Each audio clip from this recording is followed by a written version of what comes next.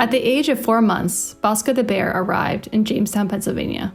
He spent 26 years trapped in a concrete pit with no enrichment opportunities, nothing that allows him to engage in natural bear-like behavior, and not even anything soft to sleep on. 2023 will be Bosco's 28th year at the zoo. Pymatuning Deer Park is one of the worst roadside zoos in the country, though you wouldn't know it from their website. Claims like a family tradition passed down from generation to generation adorn the site, suggesting it an idyllic setting.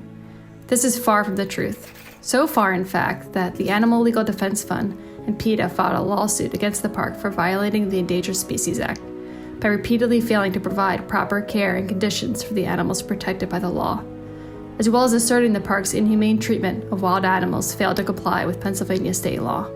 Pymatuning Deer Park has been cited by the USDA for violations including failure to provide adequate veterinary care, failure to provide properly prepared and nutritious food, failure to employ an adequate number of staff members, and failure to provide sanitary, adequately sized, and structurally sound enclosures.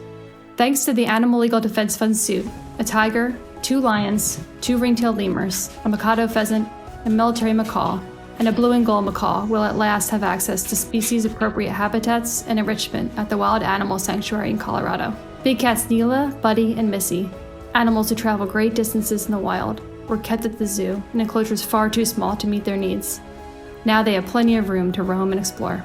The cage which held the 2 lemurs was so small it couldn't even be cleaned properly.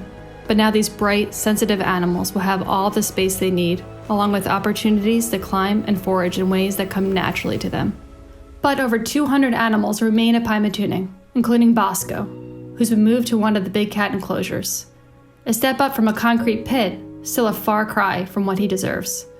The zoo won't stop unless they're held accountable. We celebrate the 8 lives that have been spared, but cannot forget the hundreds still suffering at Pymatuning Deer Park. Can you? Join us in our fight for Bosco and all the animals at Pymatuning Deer Park Zoo.